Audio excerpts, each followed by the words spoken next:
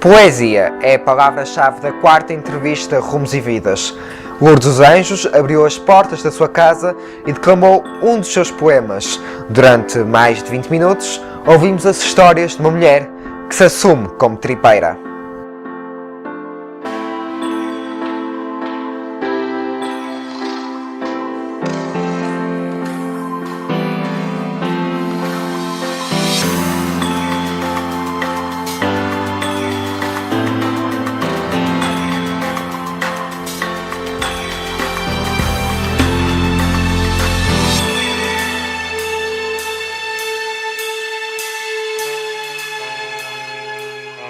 Muito obrigado por ter aceito este pedido de entrevista ao Rumos e Vidas. Lourdes dos Anjos, agradeço especialmente a atenção de ter aberto a sua casa, a sua intimidade ao nosso projeto. Começo-lhe por perguntar como é que revê os seus tempos de infância, os seus tempos de quando era criança. Os meus tempos de quando eu era criança foram tempos de muito sonho, foram tempos de ser uma menina muito feliz, de me dar tempo a ser uma menina muito feliz, com muitas obrigações. Muitas obrigações a cumprir, muita responsabilidade, mas sobretudo com uns braços fantásticos à minha volta para me dizer que caminha com cuidado, este é o caminho. Esses braços, está-se a referir à sua mãe? À minha mãe e ao meu pai. O meu pai era os braços do carinho, a minha mãe era os braços das armas. Eu é que mando, é para ali que tu tens que seguir. Faziam uma equipa? Faziam uma equipa. Em relação à infância dos nossos dias, como é que acha que hoje em dia vê isso através dos seus netos? Acha que a infância é melhor, pior ou apenas diferente? É diferente em coisas muito melhores e tem coisas muito piores. E há uma coisa que a mim me aflige muito. Hoje os meninos são todos sobredotados e hiperativos. E eu acho que eles são todos super mal criados, de uma maneira geral. Porque lhe faltam esses braços, os pais hoje têm horários terríveis para trabalhar, autênticos horários de escravatura. Acho que a mulher também perdeu um bocado o sentido de ser o pilar do amor e acha que é assim uma pessoa que tem que mandar. Nós mandamos. As mulheres mandam, que elas têm manha de sete raposas e sabem muito bem como é que vão de mandar. Mas elas assumiram muito os defeitos dos homens que foram do tempo dos meus avós. Do homem que eu quero posso e mando e tu vives com este tanto. E acho que às vezes a mulher perdeu essa humildade de mãe, de colo, perdeu-a. E ganhou um estatuto de termos dois homens em casa. O homem que manda e a mulher que manda também. E não é bom. Não é bom. E os meninos aproveitam-se exatamente disso. São extremamente finos e sabem... São espertos. São espertos e sabem muito bem jogar com essas coisas. E depois temos aquelas famílias que o pai está a ver futebol, a mãe está a ver a telenovela e o menino tem uma maquineta para não chatear. Portanto, nesse aspecto, eu sou do tempo em que ainda não havia televisão.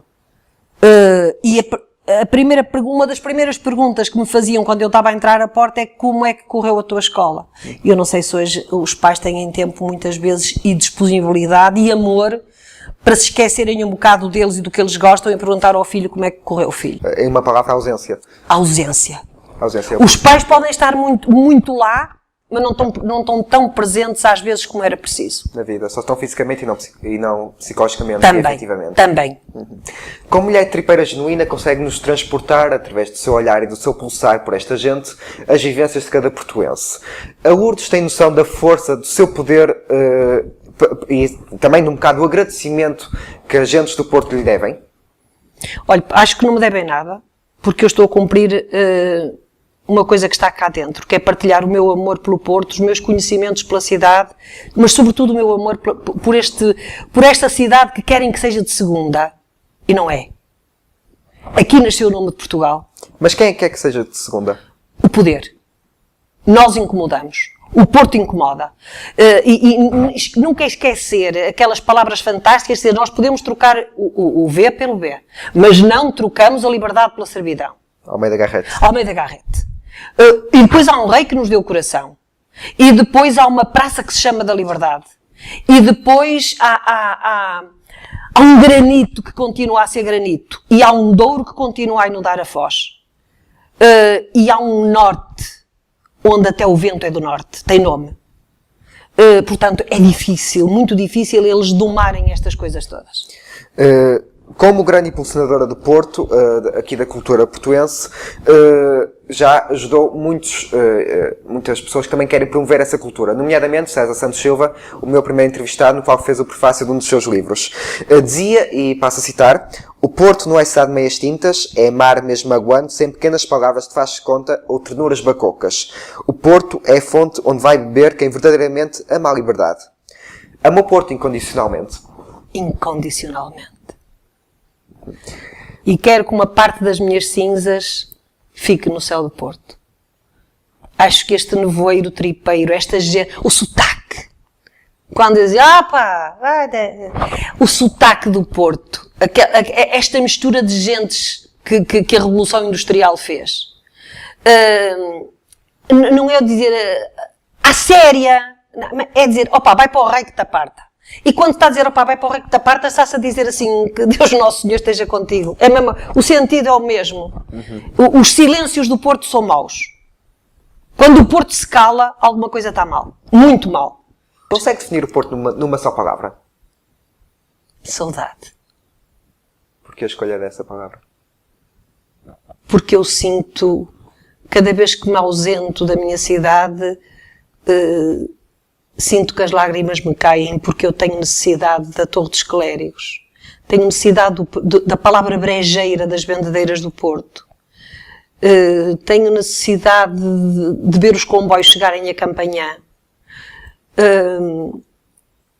E depois daquela gente a quem nós vamos pedir uma informação, eles dizem, eu digo-lhe onde é, eu vou... Ninguém vira as costas a ninguém. O meu Porto é uma mistura de pessoas do Norte. Porquê é que hoje em dia ser tripeiro para muitos é considerado uma coisa má? Porquê é que se criou esse preconceito acerca da palavra tripeiro? Porque as pessoas não percebem nada de história. Nem percebem nada do seu país. E vivem das águas quentinhas do Algarve, daquelas areias onde não cabe uma toalha de bidé, vivem dos títulos que podem até ser comprados nas faculdades, mas que são títulos. Vivem um bocado da imagem? Da imagem. É montra. A montra, às vezes lá dentro não tem nada a não ser cotão, mas a montra tem uns manequins a chamar a atenção. Portanto, é isso, isto é...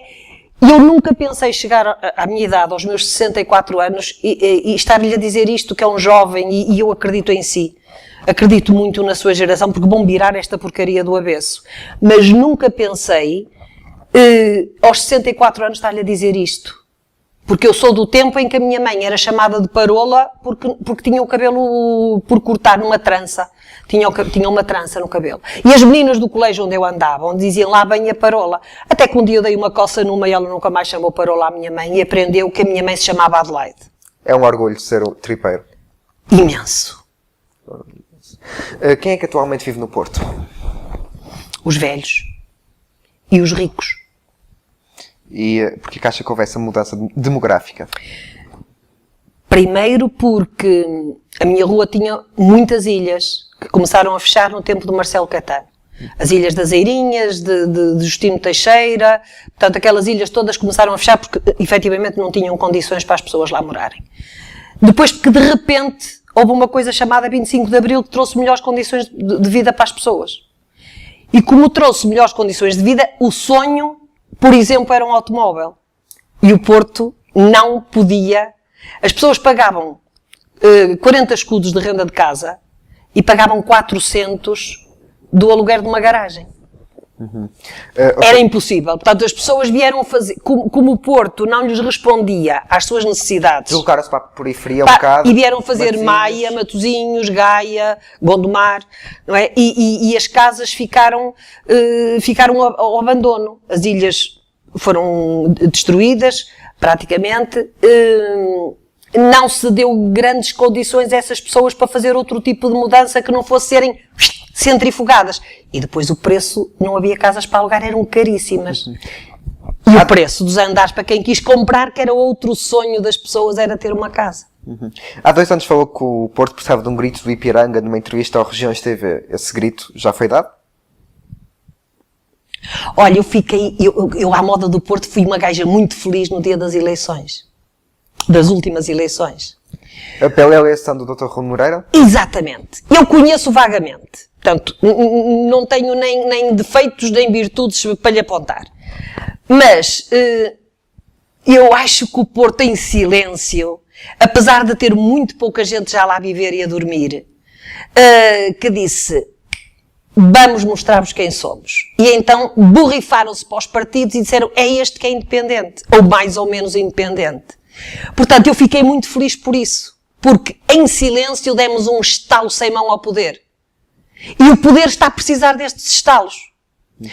Porque cada vez mais temos lá uns meninos que passaram as suas vidas nos Jotas, nas Jotinhas todas, depois fizeram um curso numa universidade de verão, que eu também não sei o que isso é, outros compraram nestas universidades que nós também já todos conhecemos, e nunca souberam o que era gerir uma vida, gerir um trabalho, gerir uma casa.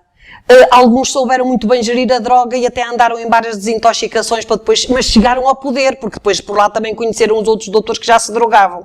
Portanto, isto hoje é uma sociedade muito sem pés nem cabeça. Eles têm bolsos. Da direita, da esquerda, têm todos uns bolsos com um fundo tremendo que é para juntarem os seus tostõezinhos, não é? Coitados, também precisam. Mas acho que não há amor à terra e não há conhecimento para fazer diferente. Portanto, agora temos para aí uns fantochezitos. Há bocado, quando se referiu ao poder, estava-se a referir a Lisboa? Também, sobretudo. Lisboa é amiga ou inimiga da nossa cidade? Nem amigo, nem inimigo. É o centro da promiscuidade. Vai tudo lá parar e o Porto é um bocado esquecido, colocado de lado? Não é esquecido. É espezinhado. Que ainda é pior. É pior, porque repare, o Porto neste momento, não vou-lhe falar da minha freguesia. A minha freguesia era a mais industrializada, era a freguesia mais industrializada do Porto. Hoje é um monte de ruínas. Portanto, o desemprego, a fome, os sem-abrigo estão no Porto, estão no Norte. Não estão depois nas aldeias, porque há sempre um cantinho para pôr umas batatas e outro cantinho para fazer um galinheiro. Lisboa está cheia de sem-abrigo porque é gente que vem de outros países e depois aquilo tudo é ali uma amálgama de gente sem raízes, sem... Vivem por viver. Estão lá. Uns porque vivem muito bem, outros porque vivem muito mal. Cá não vivem, mas sobrevivem. Sobrevivem. Sobre tudo isso. Repare que aqui ainda bem a qualquer casa, e eu falo pela minha, eu adoro ter as minhas fotografias da minha gente. Porque eu orgulho-me do meu passado. Tive uma família de trabalho, de luta, de gente séria. E quando lhe falo de gente séria, há duas coisas que me marcaram muito na minha vida. Eu sempre ouvi dizer que os homens não choram. No tempo do meu pai, a minha mãe tem 94 anos, portanto o meu pai, se fosse vivo, tinha 96, estava a fazer 97 anos. Era muito feio um homem pegar uma filha ao colo. E a minha mãe dizia, não, vais para a rua com a tua filha ao colo, porque eu tenho uma irmã com 74 anos. E ele dizia, mas eu quero lá, porque te chamam o Santo António. E o meu pai dizia, mas eu quero lá saber desses gajos para alguma coisa. Ela é minha filha, eu levo a minha filha ao colo para onde eu quiser. Portanto, era um homem para o seu tempo, como diz o meu neto mais velho, muito à frente. Muito não à ligava frente. aos preconceitos. Era ele, pronto. Portanto, eu habituei-me a ver o meu pai um homem de poucas palavras, nunca me bateu. O que era muito comum naquele tempo, os pais baterem de cinto e de correia. E quando eu fazia alguma coisa que ele não gostava, ele só me dizia assim, ouviste, minha filha? E há uma coisa que me marcou muito, foi ele ir-me levar pela primeira vez à escola. E eu vi-o a dar a volta ao carro no larguinho. E ao descer, fiquei lavada em lágrimas, porque era a primeira vez que eu ia estar longe de casa, dormir fora de casa, estar longe dos meus, do meu canto. E ele parou o carro e disse, ó filha, porquê é que tu estás a chorar? Por o ver ir embora. Ele disse, minha filha, tu não tiraste um curso para ser uma cruz. Vens embora comigo porque a tua tigela da sopa ainda não se partiu. E és tão minha filha a ser professora como a lavar panelas lá em casa. Portanto, decides a tua vida. E eu disse, não, paizinho, eu tenho que ficar. Eu decidi e eu tenho que ficar, mas eu tenho muito medo deles, que eles são homens com calos nas mãos. E o meu pai, com as lágrimas aqui pela cara abaixo, disse, deixa-os ser meninos, porque eles nasceram homens. E eu não percebi nada do que o meu pai me disse naquela altura. Hoje em dia já percebe. Depois percebi. Depois percebi. E à medida que envelheço, aprecio mais aquele homem bom, fora do tempo dele, com um sentido de liberdade e de justiça únicos, que eram coisas que eu não sabia que existiam. Acaba de ser lançado um livro que é uma espécie de dicionário de português, obra do professor bibliotecário Carlos Brito. Hoje em dia assistimos uma padronização da linguagem, quase que todos nós falamos mais do mesmo. Essa padronização, na sua opinião, é uma coisa má ou boa? E também lhe pergunto, acha que este dicionário é muito importante para o Porto voltar a ser quem era? O Porto é sempre quem é. Nós não somos muito modernices. Mesmo os jovens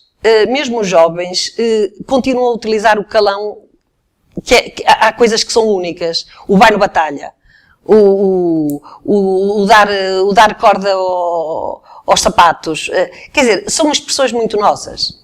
E temos muita coisa da Galiza. E temos muita coisa que nos veio dos povos que por aqui vão passando. E depois, o Porto realmente é um coração real. Onde nós não precisamos dos padrões dos outros.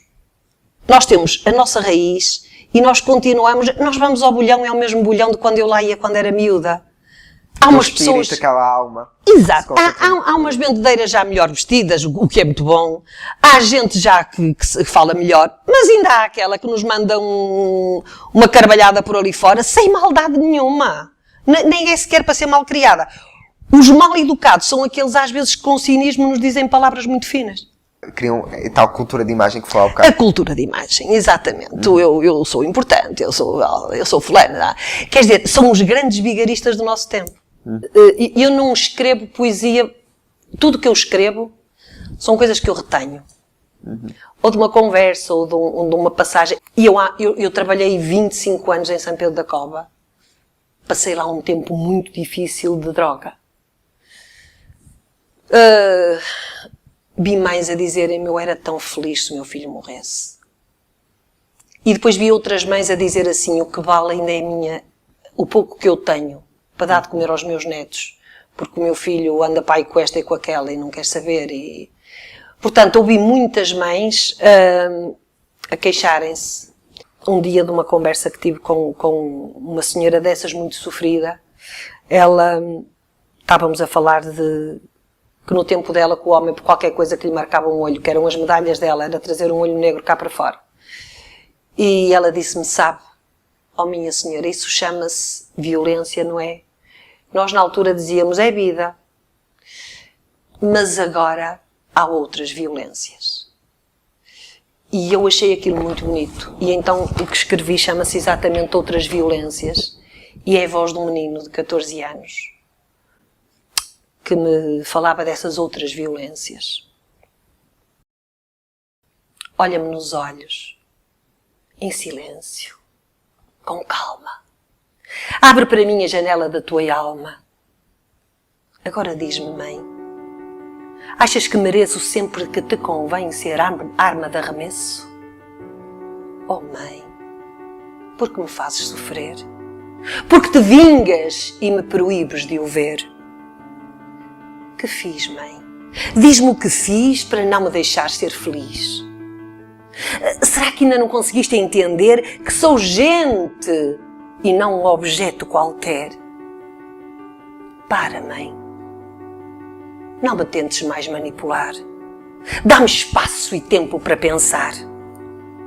Se o vosso amor precocemente acabou, se de repente o nosso lar se desintegrou, eu quero continuar a ter pai e mãe. Amo um e amo o outro também. Quero sentir-vos os dois a meu lado, mesmo sabendo que sois um casal separado. Tenho direito a ser feliz, a ser criança. Não admito servir como uma reles vingança. E não me ameaces, nunca, nunca mais, com polícia, juízes e tribunais. Porque apenas sei que de nenhum de vós quis saber que a vossa liberdade se fez à custa do meu sofrer. E não me voltes a perguntar qual dos dois eu amo mais. Já agora, por favor, poupem-me da guerra das visitas quinzenais. E até daquela conversa, ele que pague, porque tem obrigação, faz-me pensar que sou um simples imposto de circulação. Estou cansado de tanto egoísmo, tanta cegueira. Eu só peço que me amem, cada um à sua maneira. Tu, mãe, a quem confiaram o poder paternal, não faças da minha vida um tempo quase infernal. E tu, pai, não te esqueças das vezes que adormeci, chorando a saudade imensa de estar longe de ti. Se vocês fizessem ideia do peso do meu sofrer, percebiam por que desejo para vos magoar, morrer. Os filhos não guardam sempre este verbo infantil. Crescem e, de repente, são bandos de delinquência juvenil.